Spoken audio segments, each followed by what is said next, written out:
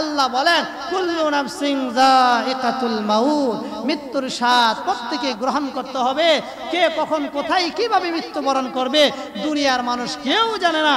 তুমি যে চেয়ারের মধ্যে বসে আছো তুমিও জানো না, তুমি তো খালি চেয়ার নিয়েই পাগল, চেয়ার নিয়েই পাগল।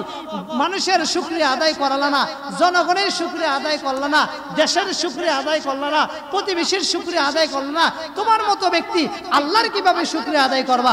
এই জন্য আল্লাহ বলেন কুল্লু নাফসিন যায়িকাতুল মাউত, মৃত্যুর স্বাদ প্রত্যেকেই গ্রহণ করতে হবে।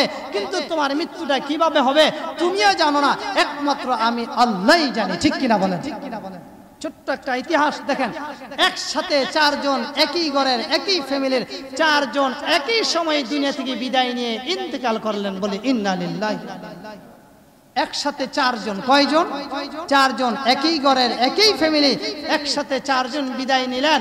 আর এই বিদায়ের মালিককে আল্লাহ।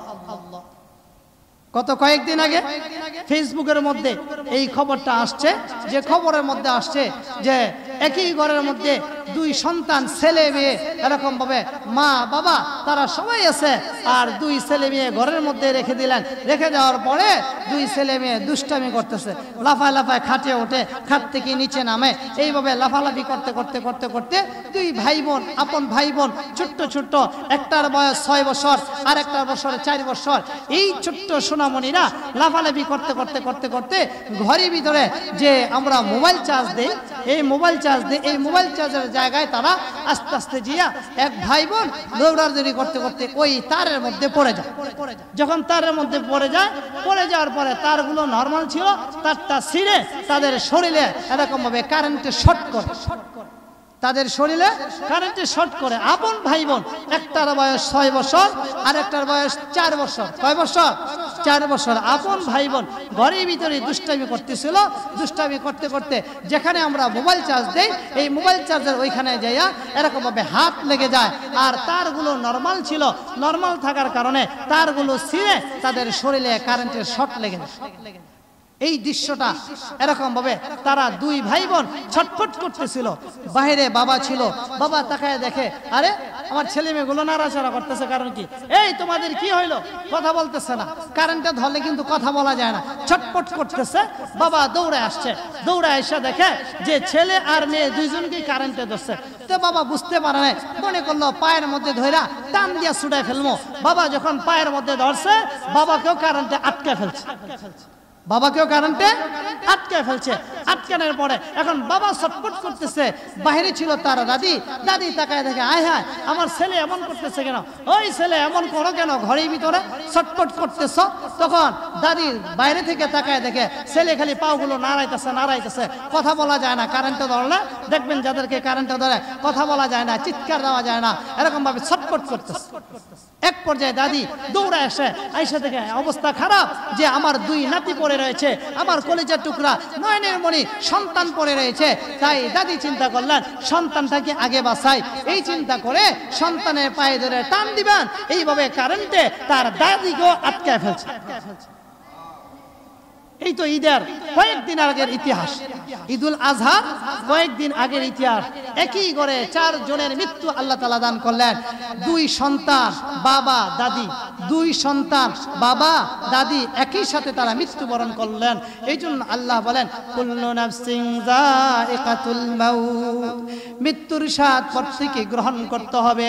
কে কোথায় কিভাবে মৃত্যুবরণ করবা দুনিয়ার মানুষ কেউ জানে না।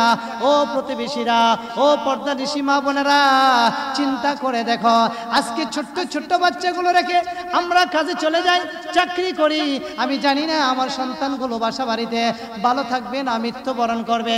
তাই এখনো সময় আছে, আল্লাহর কাছে তওবা করি। আল্লাহ তাআলা বলেন তুবু ইলাল্লাহি তাওবাতুন নাসুহা, তুমি যদি খাঁটি তওবা করো আমি আল্লাহ রাব্বুল আলামিন ক্ষমা করে দিব, আমি আল্লাহ রাব্বুল আলামিন মাফ করে দিব।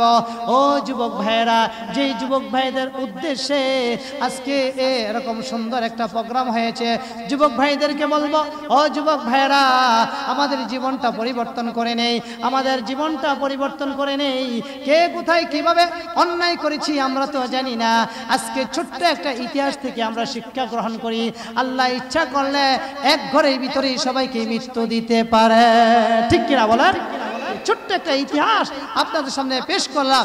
একসাথে 4 জনের মৃত্যু, একই ফ্যামিলির 4 জনের মৃত্যু, যে একই মায়ের 2 সন্তান, বাবা দাদি একসাথে মৃত্যুবরণ করলেন। এরকম ভাবে কারেন্টের, বিদ্যুতের শর্টের কারণে আল্লাহ রাব্বুল আলামিন কাকে কোথায় কিভাবে মৃত্যু দেয় দুনিয়ার কেউ জানে না।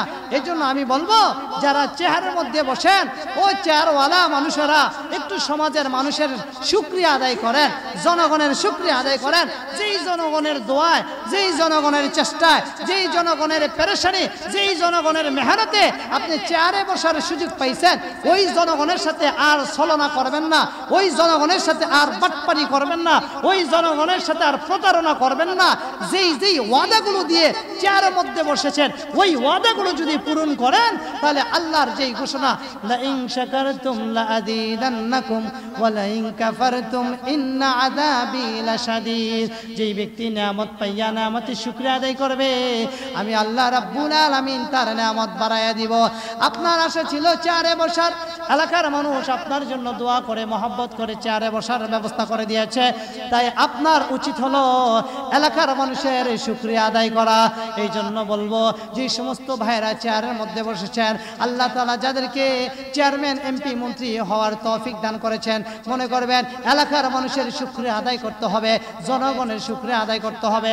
আল্লাহ রাসূল বলেন, মাল্লাম ইয়াশকুরিন নাস লাম ইয়াশকুরিল্লাহ। যেই বান্দা বান্দি মানুষের শুকরিয়া আদায় করে না, আল্লাহর সেই বান্দা বান্দি আল্লাহর শুকরিয়া আদায় করতে পারে না।